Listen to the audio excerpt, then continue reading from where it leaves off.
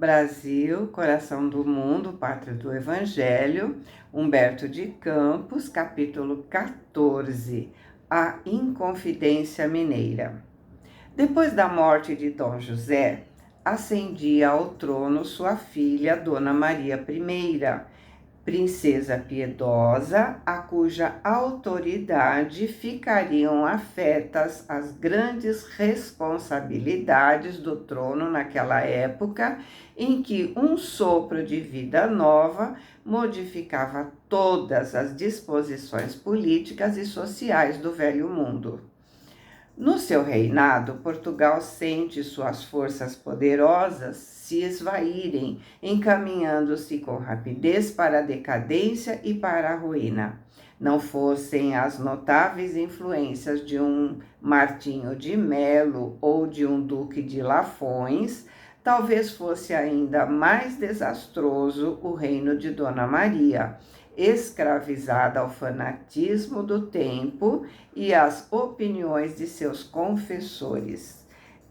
Martinho de Melo e Castro foi um diplomata e político português que desempenhou cargos de grande relevo nos reinados de Dom José I e de Dona Maria I, e que se notabilizou como reformador do sistema colonial português, quando exerceu as funções de secretário do Estado da Marinha e do Ultramar entre 1770 e 1795.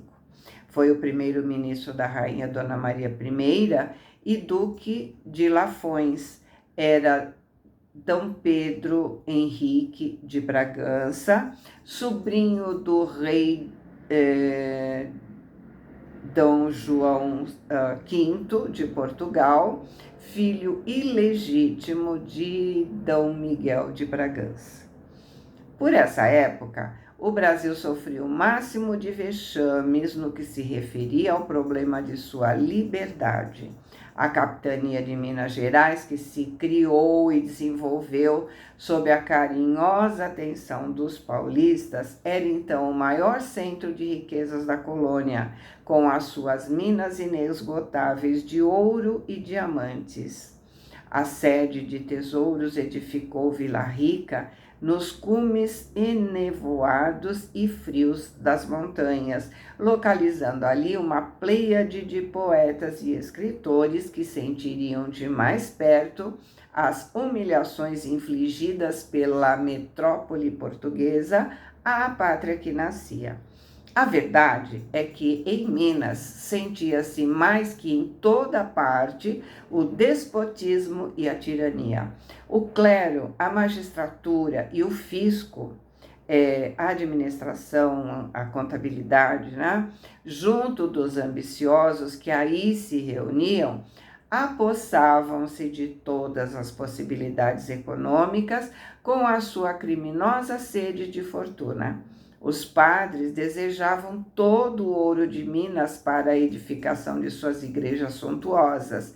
Os elementos da magistratura consideravam a necessidade de se enriquecer antes de regressar a Portugal com as melhores aquisições, e os agentes do fisco executavam as determinações da Corte de Lisboa, que constituía uma árvore farta e maravilhosa, onde todos os parasitas da nobreza iam sugar a seiva de pensões extraordinárias e fabulosas. A esse tempo, são numerosos os estudantes brasileiros na Europa, os quais voltam ao país saturados dos princípios filosóficos de Rousseau e dos enciclopedistas. A independência da América do Norte e a Constituição Democrática de Filadélfia animam aqueles espíritos isolados nas montanhas distantes. Por toda a parte da capitania mais rica da colônia, verifica-se quadros dolorosos da miséria do povo, esmagado pelos impostos de toda a natureza. As coletividades de trabalhadores, conduzidas à ruína pelo fracasso das minerações, não conseguiriam suportar por mais tempo semelhantes vexames. Porém, em Minas, uma elite de brasileiros considera a gravidade da situação.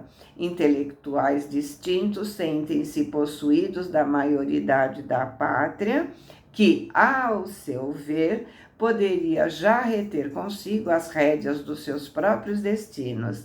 Inicia-se os primórdios da conspiração. Depois de algumas conversações em Vila Rica, e das quais, entre muitos outros, participaram Inácio de Alvarenga, Joaquim José da Silva Xavier, Cláudio Manuel e Costa e Tomás Gonzaga, em que foram adotadas as primeiras providências, a infiltração das ideias libertárias começou a fazer-se através de todos os elementos da capitania, no que ela possuía de mais representativo. José Joaquim de Maia é enviado à Europa para sondar o pensamento de Jefferson, embaixador da América do Norte em Paris, e para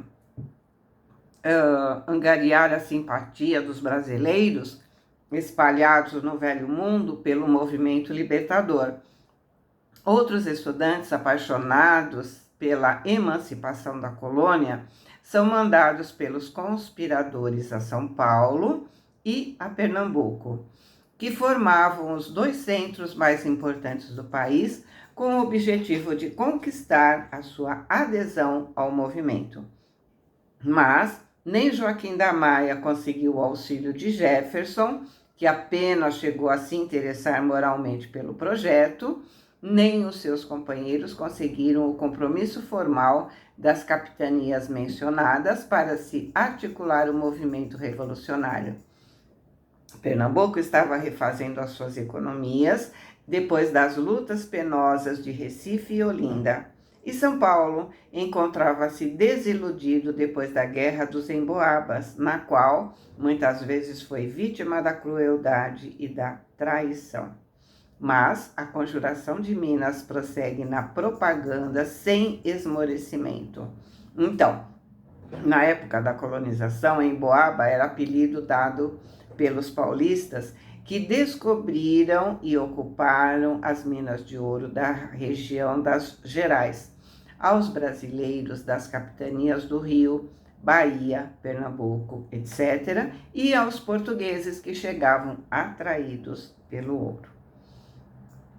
Embriagados pela concepção da liberdade política e dentro dos seus triunfos literários, fora das realidades práticas da vida comum, os intelectuais mineiros não descansaram, idealizaram a república, organizaram seus símbolos, multiplicaram prosélitos, adesistas, né? Das suas ideias de liberdade, mas no momento psicológico da ação, os delatores, a cuja frente se encontrava a personalidade de Silvério dos Reis, português de Leiria, levaram todo o plano ao Visconde de Barbacena, então governador de Minas Gerais. O governador age com prudência a fim de sufocar a rebelião nas suas origens, e expedindo informes para que o vice-rei Luís de Vasconcelos efetuasse a prisão de Tiradentes no Rio de Janeiro, prende todos os elementos da conspiração em Vila Rica, depois de avisar aos seus amigos do peito, secretamente, simpatizantes da conspiração, quanto à expectativa de semelhantes providências, para que também não fossem implicados. Aberta a devassa e depois de terminado o vagaroso processo, todos os chefes são presos, condenados à morte. Os historiadores falam do amargo pavor daqueles 11 homens que se ajuntavam, andrajosos e desesperados, na sala do oratório para ouvirem a sentença de sua condenação, após 3 longos anos de separação em que haviam ficado incomunicáveis nos diversos presídios do tempo. A leitura da peça condenatória pelo desembargador Francisco Alves da Rocha levou quase 2 horas.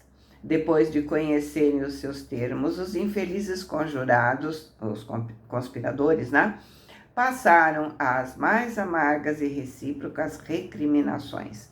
Os mais tristes quadros de fraqueza moral surgiram naqueles corações desiludidos e desamparados. Mas, daí a algumas horas, a dura sentença era modificada. Dona Maria I comutou, reduziu, atenuou as penas de morte para o perpétuo degredo nas desoladas regiões africanas, com exceção do Tiradentes, que deveria morrer na forca, conservando-se o cadáver insepulto e esquartejado para escarmento, castigo, punição, de quantos urdissem, de quantos tramassem novas traições à coroa portuguesa. O mártir da Inconfidência, depois de ter examinado amarguradamente a defecção, a deserção, abandono voluntário dos companheiros, reveste-se de supremo heroísmo. Seu coração sente uma alegria sincera pela expiação cruel a ele somente reservada, já que seus irmãos de ideal poderiam continuar na posse do sagrado tesouro da vida. As falanges de Ismael cercam sua alma leal e forte, inundando-a de santificadas consolações. Tiradentes entrega o espírito a Deus nos suplícios da forca no dia 21 de abril de 1792. Um arrepio de angústia, de angustiosa ansiedade, percorre a multidão no instante em que o seu corpo balança pendente das traves do campo da Lampadosa, hoje é a Praça Tiradentes, no Rio de Janeiro. Mas nesse momento, Ismael recebia nos seus braços carinhosos e fraternais a alma edificada do mártir e exclama: irmão querido, hoje resgatas os delitos cruéis levados a efeito por ti, quando te ocupavas do nefando mistério de inquisidor nos tempos passados. Resgataste o passado obscuro e doloroso com as lágrimas do teu sacrifício em favor da pátria do Evangelho de Jesus. Passarás a ser um símbolo para a posteridade com o teu heroísmo resignado nos sofrimentos purificadores. Novo gênio que surges, disseminarás novas bênçãos sobre a terra do Cruzeiro em todos os séculos do seu futuro. Alegre-se no Senhor pelo desfecho dos teus sonhos de liberdade, porque cada um será justiçado de acordo com as suas obras, e se o Brasil se aproxima da sua maioridade como nação, ao influxo do amor divino, será o próprio Portugal quem virá trazer até ele todos os elementos da sua emancipação política, sem o êxito incerto das revoluções feitas à custa do sangue fraterno, para multiplicar os órfãos e as viúvas na face sombria da terra. Um sulcro luminoso desenhou-se nos espaços à passagem das gloriosas entidades que vieram acompanhar o espírito iluminado do mártir, que não chegou a contemplar o hediondo espetáculo do esquartejamento. Daí a alguns dias, a piedosa rainha portuguesa enlouquecia, ferida de morte na sua consciência pelos remorsos pungentes que a dilaceravam, e conforme as profecias de Ismael, daí a alguns anos era o próprio Portugal que vinha fazer, com Dom João VI, a independência do Brasil, sem o êxito incerto das revoluções fratricidas, cujos resultados invariáveis são sempre a multiplicação dos sofrimentos das criaturas, dilaceradas pelas provações e pelas dores entre as pesadas sombras da vida terrestre. Humberto de Campos. Boa semana, fiquem com Deus, amo vocês.